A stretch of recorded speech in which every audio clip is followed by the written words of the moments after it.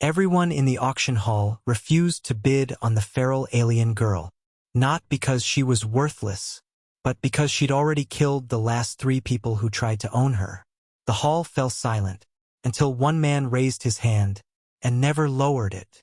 The auction hall of Ravex, 9 smelled like rusted metal and fear that didn't belong to the humans. It belonged to the girl inside the cage. Era. She sat in a crouch, her blue skin marked with dark streaks like meteor scars, her eyes glowing faintly beneath the flickering lights. The crowd kept its distance as if her aura alone could infect them with death. Maybe it could. Rumor said she tore through her last owner's armored escort using nothing but instinct and desperation. Rumor didn't exaggerate. The auctioneer slammed his metal fist against the bars. More for show than courage. Feral hybrid. Unbroken. Dangerous. Last chance before disposal. The hall stayed silent. No banter. No jokes. Even the drunks swallowed their noise. Era didn't scream or beg. She simply stared. Unmoving, unreadable. Like she'd already accepted she was leaving this world one way or another. And then came the moment that made everyone tense. The auctioneer kicked a loose bolt toward the cage. Before it hit the ground, Era's hand flashed out. Clean, precise, and caught it midair. Not a blur. Not a frenzy. A decision. Someone whispered, "She's not feral. She's thinking." That scared them more than any claws or teeth ever could. When the auctioneer finally asked for bids, the silence grew heavier. People looked at their boots, their drinks, the ceiling. Anywhere but at the girl who could sense weakness like a predator scenting blood. Then a voice, calm but certain. "I'll take her." The crowd turned. A man stood near the shadows, Jace Renner, a mechanic whose clothes wore more engine oil than fabric. Nothing about him screamed warrior or collector. No visible weapons. No bravado. Just tired eyes and a raised hand that didn't tremble. The auctioneer blinked, surprised. "You serious?" Jace nodded once. "Yeah. Open the cage." Era's eyes snapped toward him. Not grateful. Not hopeful. Curious. For the first time that night, her gaze softened barely, but Jace noticed. As the guards prepared to unlock the barrier, one muttered, "He's dead the moment that cage opens." Maybe, but Jace didn't move back. He simply watched Era with the quiet confidence of someone who had seen danger before, and decided this girl wasn't the type you ran from. She was the type you saved or died trying. The guards approached the cage like men walking toward an explosive they weren't trained to disarm. Their hands shook as they keyed in the unlock sequence. The energy barrier fizzled, dimmed, then dissolved with a faint hiss. Era didn't leap, didn't attack, didn't run. She simply rose to her full height, taller than most expected, and stepped forward with the slow, deliberate grace of someone who had survived too much to show fear again. Her eyes flicked between the guards, reading their nerves like open books. One of them whispered, not quietly enough, "Monsters shouldn't look human." Era's jaw tightened. Before she could react, a calm voice cut through the tension. "Hey," Jace said, hands raised slightly. "Let's walk out of here without breaking anyone's bones today. Preferably mine." A few snickers bubbled up in the hall. Even the guards smirked for a split second, until Era stepped toward Jace. The way she moved made their small courage evaporate instantly. Jace didn't flinch. Instead, he nodded toward the exit, as if inviting a guest into his home. "Come on. We're leaving." Leaving. Era paused at the word. No one had ever said that to her without meaning sold, transported, or transferred. She followed. As they stepped into the narrow corridor, the noise of the hall faded into a distant hum. Traders, mercenaries, and dock workers stopped mid-step, pulling back against the walls. Eyes widened. Conversations died. Someone dropped a crate when Era looked up. Jace muttered under his breath, "Relax. She's not contagious." Era shot him a sideways glance. Confused, maybe even curious. He shrugged. Humans panic easily, especially the ones who lift nothing heavier than complaints. Era's gaze drifted to a child peeking from behind a vendor stall. The moment she met the child's eyes, he squealed and ran. His mother glared at Era with hatred sharp enough to cut steel. Era's steps slowed. Her shoulders tightened. Jace caught it. "Hey!" he said softly. "They're afraid of the wrong person. You're not the monster in this hallway." For a heartbeat, her eyes met his uncertain, searching. Then a dock worker with more muscles than manners grabbed her shoulder. "Hey, blue girl, you're with him? Or can I?" Era spun instinctively, muscles coiling, but Jace raised a hand. "Not worth it." She froze mid-motion. The worker stumbled back, terrified by how quickly she'd moved. Era lowered her arm slowly, not because the man deserved mercy, but because Jace had asked. And that unfamiliar choice settled uneasily in her chest as they continued toward his ship, together. Jace's ship didn't look like much from the outside. More dense than metal, more patchwork than design. But Era paused at the base of the ramp as if she'd stumbled upon something sacred. Not because the ship was impressive. It wasn't. But it was open. No locks. No guards. No command barked at her to enter. Jace noticed her hesitation. "It's safe," he said, wiping grease on his sleeve. "Well, mostly. Don't touch anything that sparks. Or hums. Or leaks." Era blinked, unsure whether that was a joke. It was. Mostly. Inside, the freighter felt alive. Lights dim, tools scattered, engine humming like a tired animal trying its best. Era stepped in slowly, tracking every movement, memorizing exits, shadows, and potential weapons. Old habits didn't die, they waited. Jace walked to a small workbench, grabbed a handheld scanner, and turned to her. "Let me see the collar." Era stiffened. Her hand rose halfway to her neck, protective and instinctive. "I'm not going to hurt you," Jace said, carefully keeping distance. "But that thing might." Still active. Her breath hitched. Not fear, calculation.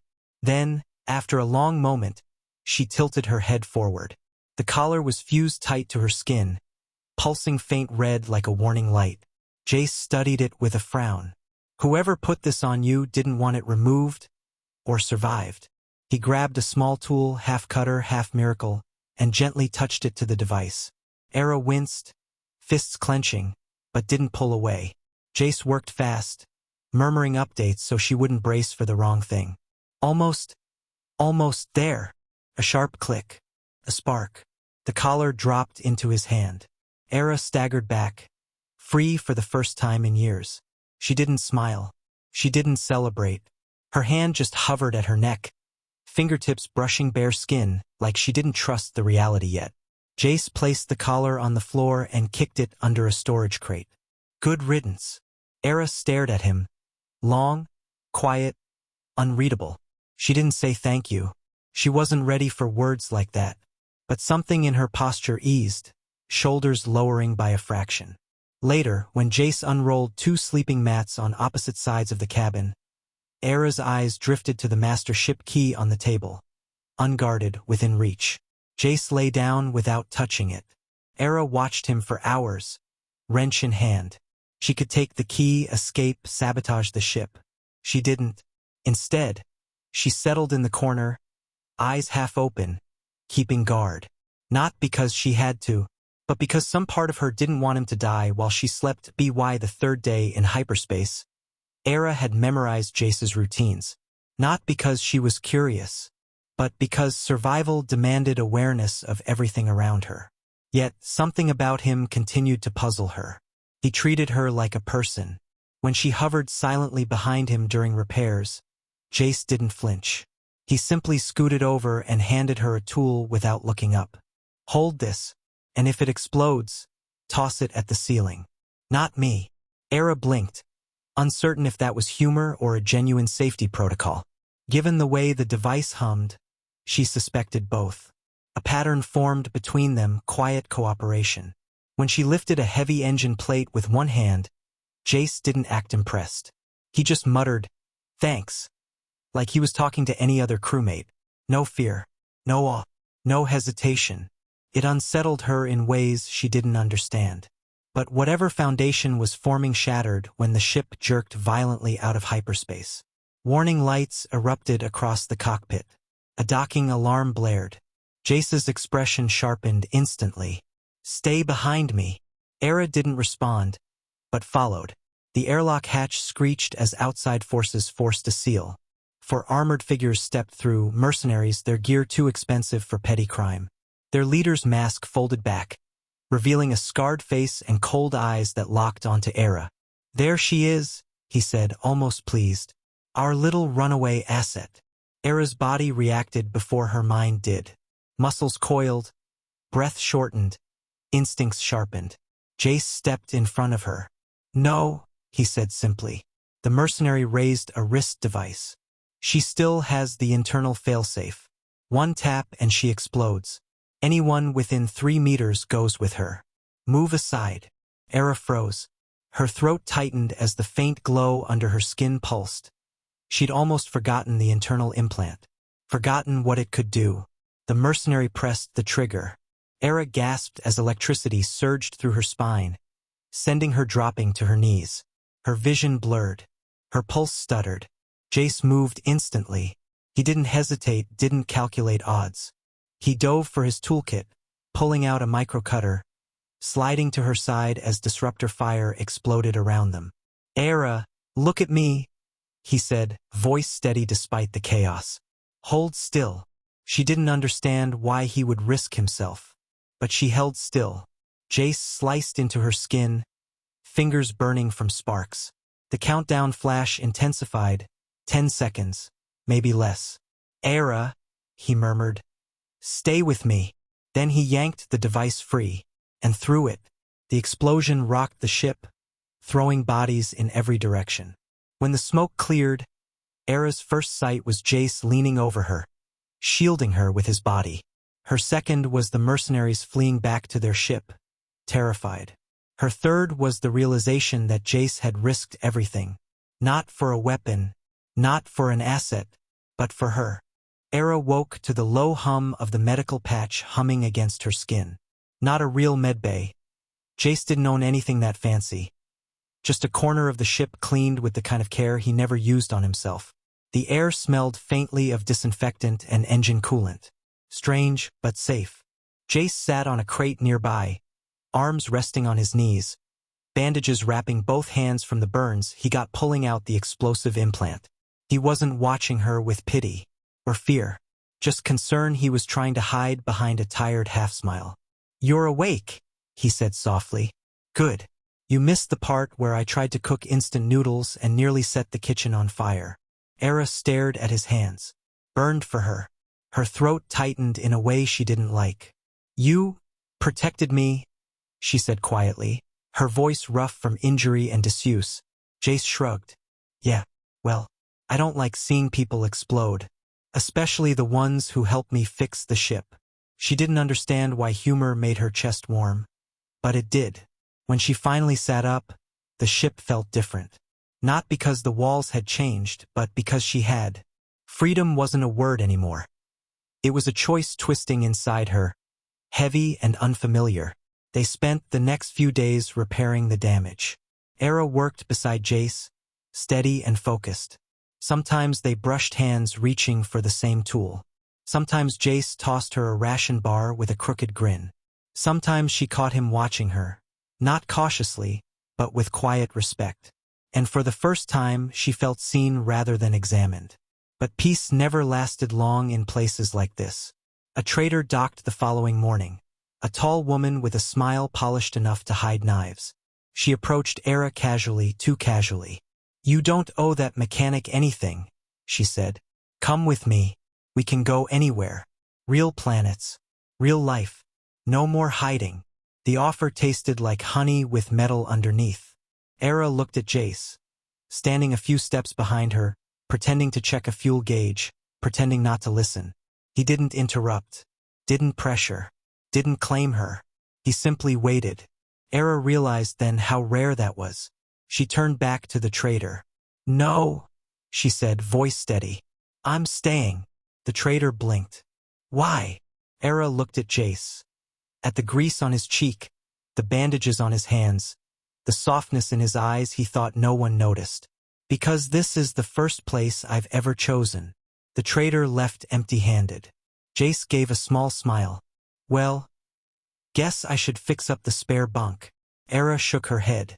I already did. And for the first time, Jace laughed. A real one. Two people, broken in different ways, standing in the dim light of a ship held together by bolts and stubborn hope. Not owner and captive. Not weapon and handler. Just two souls who finally had something neither had before. A choice, and each other. And that was the moment everything changed. Not with a battle, not with a victory, but with a choice. Two strangers, broken in different ways, walking into a future no one expected. Together. If you want to see where their journey leads next, stay tuned, because their story is only just beginning.